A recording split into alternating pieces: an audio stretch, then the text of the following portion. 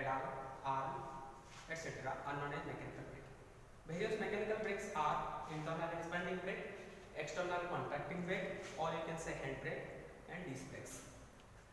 Previously, all brakes are mechanical brake, but nowadays there are several brakes are used, that is hard wheel brake, air head wheel brake, servo brake, vacuum brake, and electric brake. So first, in this mechanical brake chapter, we will discuss about internal expanding brake. So here is the figure of internal expanding brake. In this figure, you can see internal expanding. The meaning is internal expanding, that is from inward to outward. External contracting means from outward to inward. In our bike, we have seen the internal expanding brake. In the brake drum, there is a brake drum in front and rear wheel. In this wheel, the drum is connected. In this type, there is an internal expanding brake, that means two brakes are there which will expand, and the brake it connects with the brake drum. In this case, here you will say internal expanding. And in case of railway train, we have seen the brake, outside brake is contracts to the wheel, that is external contracting brakes. And disc brakes, we have already know about disc brakes. So in this external expanding brake, the different components of internal expanding brakes are two brake shock, two fulcrum at the two ends, and one cam. And a retracting spring is there which connects the two brakes.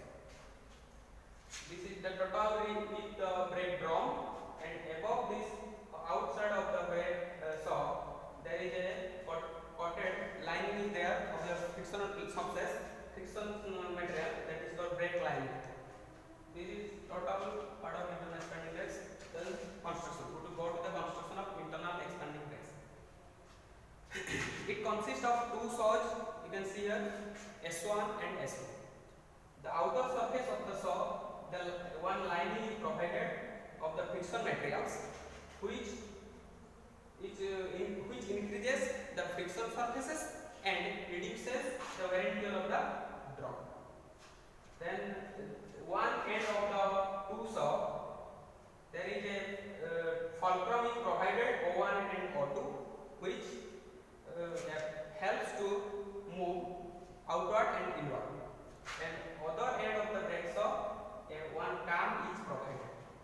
Due to the movement of the cam, these two saw will push outward, and due to movement of the saw outward, it will contact with the brake drum, due to which the speed of the brake drum reduces. As the brake drum is connected with the wheel, the speed of the wheel is also reduces. And there is a retracting spring there, which will help these two saw to come back to its original positions after the application of brake.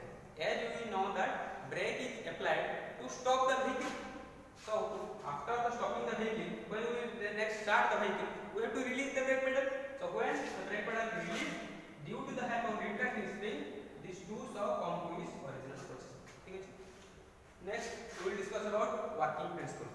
Working principle of internal expanding brakes. So there is two conditions in this working principle. It has two conditions. That is when brake pedal is pressed down and when brake pedal is released. When the brake pedal is pressed down, due to the different mechanical linkage, this motion is transferred to the cam. As the cam rotates left or right, as the cam operates, it will push the brake shock outward. It will push the brake shock outward towards the brake drum. Due to this outward motion of the brake shock, some frictional lining are there on the brake shock. These frictional lining comes in contact with the brake drum. Due to the frictional lining comes in contact with the brake drum, there will be large frictional torque will be produces. As the friction produces, the motion of the brake drum reduces. As the wheel is also connected to the brake drum, then when the drum speed reduces, the wheel speed is also reduces. In this way, the vehicle will go to stationary position. Next, second step, when we release the brake pedal.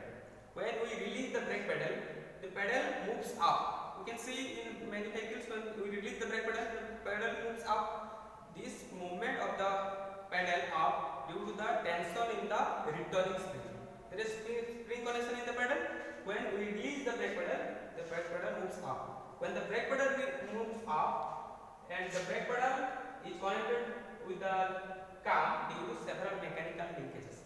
When the brake pedal moves up, this cam moves to its original position.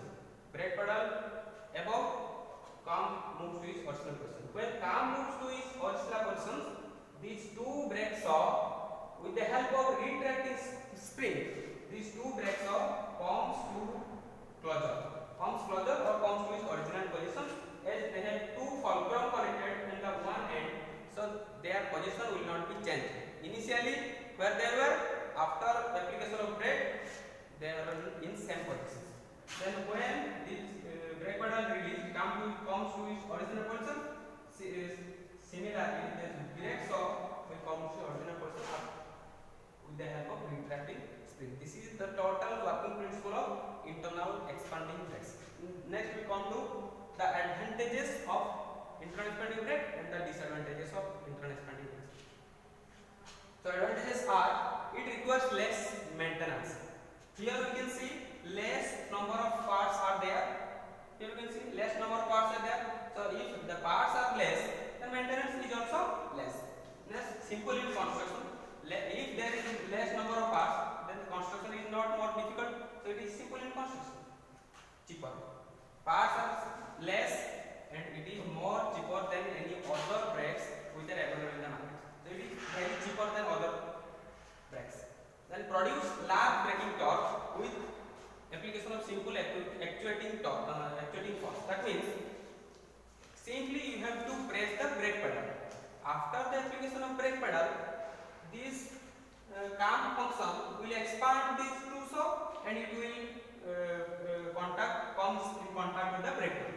Due to which we have to apply very small effort and then output we will get a heavy amount of braking torque. Then it is more reliable due to small parts.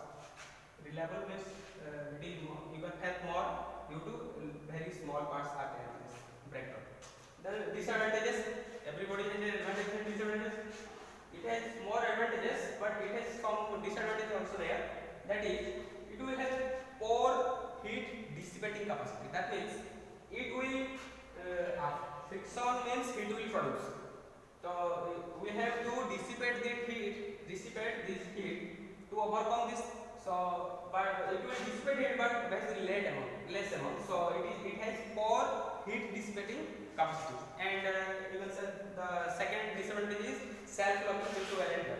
Friction is there, so many wear and tear will be there. So it may be self-lock. In sometimes it may be self-lock. So these are the total disadvantages, advantages. This is all about internal expanding.